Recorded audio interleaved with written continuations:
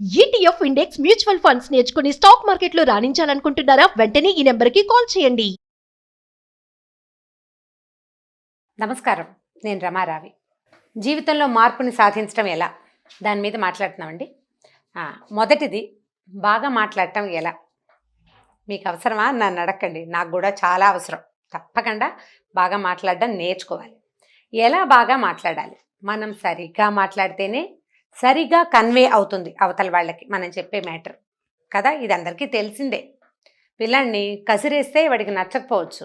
నాన్న బంగారు తండ్రి బుజ్జుకొండ అంటే సగం మాట వింటాడు. భర్తలతోటి మాట్లాడేటప్పుడు, లేదా అక్క చెల్లెళ్ళతోటి మాట్లాడేటప్పుడు, ఆఫీస్లో పని వాళ్ళతోటి, అందరితోటి మనం చక్కగానే మాట్లాడాలి. కసిరేసి విసిగేసుకుంటే మళ్ళీ పలక్కపోవచ్చు కదా. అవును కదా, మళ్ళీ పలకరు, మనం చెప్పిన మాట వినరు, మనతోటి సజావుగా ఉండరు. కాబట్టి మొదట బాగా మాట్లాడడం అనేది ఫస్ట్ చూడాల్సిన విషయంగా నేను భావిస్తున్నానండి. మొట్టమొదట అది కావాలి మనకి. ఎలా కావాలో చూద్దాం. బాగా మాట్లాడడానికి మొట్టమొదట కావాల్సింది మొహం మీద నవ్వు. నవ్వుతూ చెప్పాలి. మనం మొహం ఇలా చించుకోగానే అవతల వాళ్ళు ఉద్రేకానికి లోనవుతారు, సీరియస్గా తీసేసుకుంటారు మ్యాటర్ని. నవ్వుతూ చెప్తే బాగుంటుంది. ముఖం మీద చిరునవ్వు చెరిగిపోకుండా మాట్లాడగలగడం అత్యంత పెద్ద ఆర్ట్. లలిత కళల్లో నెంబర్ 1 అన్నమాట. మొదట నవ్వుతూ మాట్లాడడం. వినేటప్పుడు కూడా నవ్వుతూ వింటాం, నవ్వు మొహంతో. ఏదో ఒకటి అంటే అనాసక్తిగా మొహం పెట్టకుండా నవ్వు మొహం పెట్టామనుకోండి, మనం వాళ్ళ కోసమే వింటున్నాం అనిపిస్తుంది. మాట్లాడేటప్పుడు కూడా అంతే. మొదటిది నవ్వు. రెండోది స్పష్టత, క్లారిటీ. అది ఇవ్వాలి. స్పష్టంగా చెప్పాలి. మనకే అర్థమయ్యి కాకుండా మనం నసుగుతూ ఎలా చెప్తున్నామో తెలియకుండా ఏదో నేను చెప్పాను కదా, అప్పుడు అన్నాను కదా అని అంటాం. అలా అంటే ఎలా కుదురుతుంది? కుదరదు. కాబట్టి స్పష్టత కావాలి. తర్వాత బ్రీఫ్, సంగ్రహంగా చెప్పటం. మనం చెప్పదలుచుకున్న విషయాన్ని ఎలాబరేట్గా ఇక్కడ మొదలుపెట్టి రకరకాల శాఖా సంక్రమణాలు ఎన్నో చెట్టుకొమ్మలెక్కి దూకి చివరికి మళ్ళీ చెట్టు మొదట్లో తేలేమనుకోండి, జనాలు ఈ మ్యాటర్స్ అన్నిటికీ వెళ్ళి అసలు మనం ఏ మ్యాటర్ చెప్పదలుచుకున్నామో దాని మించి పక్కెళ్ళిపోతారు. కాబట్టి బ్రీఫ్గా మాట్లాడడం, ఆజ్ఞలు కరెక్ట్గా చేయటం. దీనికి మనం వేదాన్ని ఉదాహరణగా చెప్పేంత గండ్లం కామనుకోండి, మనం చెప్పుకోవాలి. సింపుల్గా సత్యం వద అని చెప్పారు. అంటే సత్యం మాట్లాడు. ఒకవేళ అప్పుడు కుదరపోతే అవన్నీ వ్యవహారాలు ఏం కుదరవు, నిజం చెప్పు అంటమే. అంతే, నిజం చెప్పుంటే చెప్పి తీరాలి. ధర్మం చెర, ధర్మాన్నే ఆచరించు. నాకు ఇబ్బంది అండి, మా ఆయనకు ఒంట్లో బాగుండలేదండి, లేకపోతే మా ఆవిడకి తలకాయ నిప్పండి లాంటి కుంటి సాకులు కుదరవు. ధర్మాన్ని నువ్వు ఆచరించి తీరవలసిందే. అంత బ్రీఫ్గా మనం చెప్పదలుచుకున్న మాటలు చెప్పేయాలి. చూడండి, వృక్షో రక్షతి రక్షిత. వృక్షాన్ని రక్షించు, అది నిన్ను రక్షిస్తుంది. దాని మీద అరగంట వ్యాసం రాయొచ్చు, 4 పేజీలు రాస్తాను నేనైతే. కానీ వేదం ఎంత సింపుల్గా చెప్పిందండి. వృక్షో రక్షతి, వృక్షాన్ని రక్షిస్తుంది. రక్షిత, నువ్వు దాన్ని రక్షిస్తే. సింపుల్గా చెప్పేశారు. అట్లా చెప్పటం నేర్చుకోండి. తర్వాతది, మన మాటల్లో నిరాడంబరత, కపటం లేకపోవటం చాలా అవసరం అండి. నేను గ్రేటు, నువ్వు స్టూపిడ్వి అని మాట్లాడకూడదు. నేను కూడా ఇదే పరిస్థితిలో ఉన్నాను. ఇది సహజమైన సంగతి. మీరందరూ తెలివి తక్కువ వాళ్ళు, నేను ఒక్కడనే తెలివిగలవాడిని, నేను చెప్తున్నాను మీరు వినాలి, ఇలాంటి ధోరణి మాటల్లోకి రాకూడదు. ఇది కష్టమే, కానీ మనం చేయాలి. చాలామంది పెద్దవాళ్ళు ఆచరిస్తుంటారు ఇలాంటిది. అటువంటి మాటలతోటే మనం అవతల వాళ్ళని మన మాట వినిపించుకోలేక చేస్తాం. మాటల పొందిక కాసిన ఎక్కువ వెళ్ళిపోకూడదు, కొంచెం తక్కువ వచ్చేయకూడదు. అవతల వాళ్ళు మాట్లాడుతుంటే అని తలోపటం కాదు, వాక్యంతో సమాధానం చెప్పటం. అవునండి, నిజమేనండి, అలాగా అండి అంటే అంటానికి అలాగా అండి అంటానికి ఎంత తేడా ఉంది. మీరు అలాగా అండి నిజమా అని అడిగామనుకోండి, అవతల వాళ్ళకి మన వాక్యాలు వీళ్ళు వింటున్నారు అని అనిపిస్తుంది. అంటే వాడు అలవాటుగా అంటున్నాడో నిజంగా అంటున్నాడో తెలియదు కదా. కాబట్టి వాక్యాలలో సమాధానం చెప్పటం. మళ్ళీ వాక్యం పెద్దది అయిపోకూడదు, కొంచెం పెద్దది అవ్వాలి. ఇలా గనక మనం మాట్లాడడం మొదలు పెడితే దీంతో పాటండి కొంత నిజాయితీ మాటలకి చాలా అవసరమైందండి. నేనేమీ చెయ్యను, మీరందరూ నేను చెప్పింది చెయ్యండి అంటే అస్సలు బాగుండదండి. మన మాట మనం లీడర్స్ కాలేము. లీడర్స్ అంటే మహానాయకులు అయిపోవద్దు, మన ఇంట్లో లీడర్స్ కూడా కాలేము. నాకు నోటికొచ్చిన అబద్ధం నేను చెప్పేస్తాను, నువ్వు మాత్రం నిజమే చెప్పాలి అని పిల్లలకి బోధించలేం. నేను ఎక్కడికో వెళ్తాను, నేను నీకు చెప్పను, కానీ నువ్వు ఎక్కడికి వెళ్తున్నావో నాకు చెప్పి తీరాలి అని అడగకూడదు. తర్వాత చెప్తానని కనీసం జాగ్రత్తగా మాట్లాడచ్చు. మన దగ్గర నిజాయితీ ఉంటేనే, మాటలలో నిజాయితీ ఉంటేనే ప్రపంచం దాన్ని ఒప్పుకుంటుంది, వింటుంది, మన మాట వినేలాగా చేస్తుంది. దీంతోపాటు నవ్వు ఉండాలి, స్పష్టత ఉండాలి, పొందికుండాలి, తర్వాత సంగ్రహంగా మనం చెప్పగలగాలంటే బ్రీఫ్గా చేయగలగాలి. మన దగ్గర కపటం, మోసం చేసే రకపు ధోరణి పనికిరాదు. ఈ ధోరణి ఉంటేనే మనం కుటుంబంలో కూడా జయించగలుగుతామండి. ఇందులో మళ్ళీ అమాయకత్వము, తెలివి తక్కువతనము వీటికి తావులేదండి.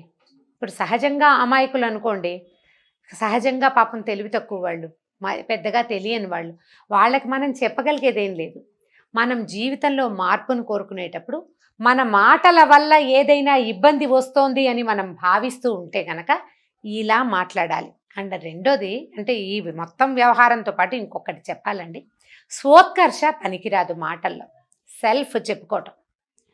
ఏదో ఒక ప్లాన్ చేసామనుకోండి, ఏదో ఒక 3-4 కలిసి ప్లాన్ చేసాం, అందులో మెయిన్ ప్లాన్ ఒకళ్ళది, మిగిలిన వాళ్ళు దాన్ని ఇంప్లిమెంట్ చేశారు.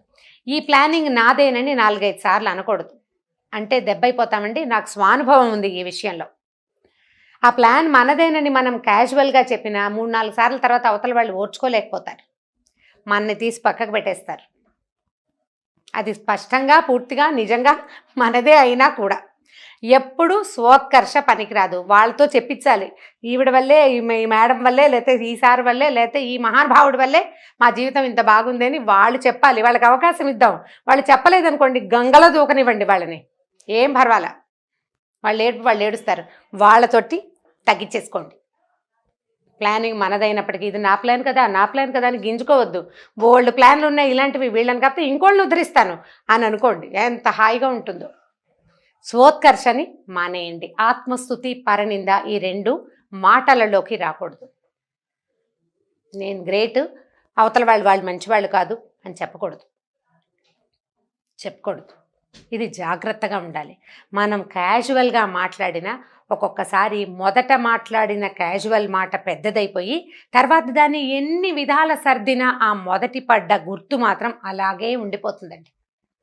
మొదటి నొప్పి జనం మర్చిపోరు, ఎవ్వరూ మర్చిపోరు. మొదటే జాగ్రత్తగా మాట్లాడాలి.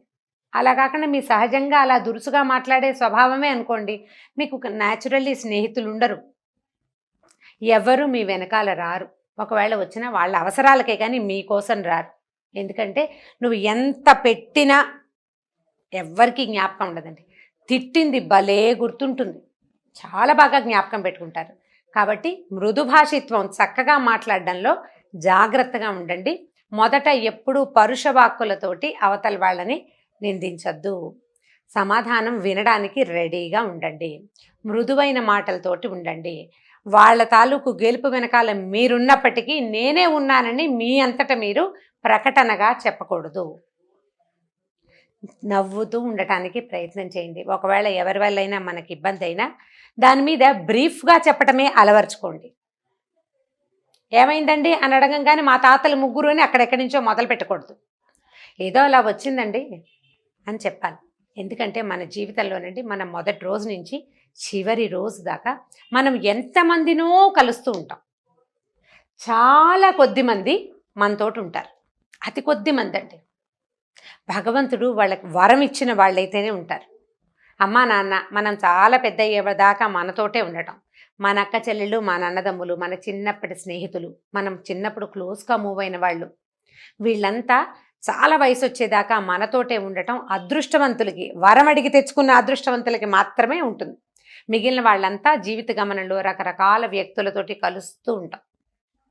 ఒక ట్రైన్ ఎక్కి ఆ బోగి దిగేసి మళ్ళీ ఇంకో ట్రైన్ ఎక్కి ఇంకో బోగి ఎక్కి ఆ బోగిలో నుంచి దిగేసినట్టుగా జీవిత గమనంలో ఓ 3 ఏళ్ళు 4 ఏళ్ళు కొంతమందితోటి, ఓ 2 ఏళ్ళు ఇంకొంతమందితోటి, ఓ సంవత్సరం ఒకళ్ళతోటి అట్లా కలుస్తూ ఉంటాం.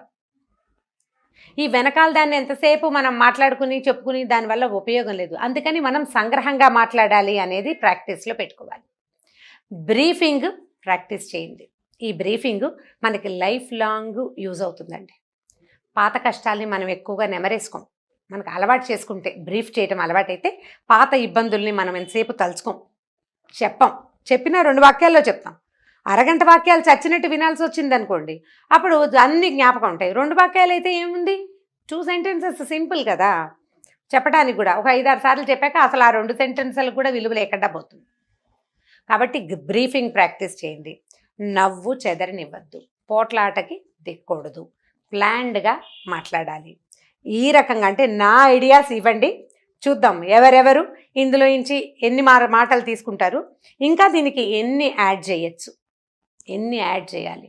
జీవితంలో చాలా నేర్చుకోవాలండి. మనం నేర్చుకుంటూనే ఉంటాడు మనిషి, నిత్య విద్యార్థి. ఈ విద్యార్థిత్వము మనం ఎప్పటికప్పుడు ఎన్హాన్స్ చేసుకుంటూ ఉండాలి. ఈ స్టూడెంట్షిప్లో స్కాలర్షిప్స్ కావాలంటే స్టూడెంట్గా కంటిన్యూ అవుతూ ఉండాలి. ఇది నేను పొరపాటు మాట్లాడాను, ఇది నేను మాట్లాడకుండా ఉండాల్సింది, ఈ మాట మార్చుకోవాలి, ఇలాంటి వర్డింగ్ వల్ల ఇలాంటి అర్థం వస్తుంది, లేదా ఇలా హర్ట్ అవుతారు, ఇది చేయకూడదు. పాఠాలు నేర్చుకుంటూ ఉండాలి. జీవితం మనకి ఎలాగూ నేర్పిస్తూనే ఉంటుందండి. నేర్చుకుంటామా లేదా అనేది మన మీద డిపెండ్ అవుతుంది. సో స్వీట్గా మాట్లాడండి. రమగారు ఎంత బాగా మాట్లాడతారు అనేది సర్టిఫికెట్ జనాలు ఎవరైనా ఇవ్వాలి, నాకు కూడా కావాల్సిందేనండి. రెగ్యులర్గా స్పీచెస్ ఇచ్చే వాళ్ళకి, మోటివేషనల్ స్పీకర్స్ కూడా కొన్ని అడిషనల్ పాయింట్స్ ప్రతిసారి వస్తూనే ఉంటాయి. నేను ప్రతి సంవత్సరం రిజల్యూషన్లో ఇది చేయకూడదు నేను అని గ్యారంటీగా నేను రాసుకునేవి 2 వాక్యాలు ఉంటున్నాయి ప్రతి సంవత్సరం. ఈ సంవత్సరం మనం కలుసుకునే వ్యక్తుల వల్ల మనం కొత్త పాఠాలు నేర్చుకుంటాం. ఆ పాఠాన్ని మన జీవిత పాఠంగా చేసుకుంటేనే మనం హ్యాపీగా ముందుకెళ్తాం. ఓకే, నమస్కారం. సుమన్ టీవీలో మీ పర్సనల్ అండ్ బిజినెస్ ప్రమోషన్స్ కోసం కింది నెంబర్కి కాంటాక్ట్ చేయండి.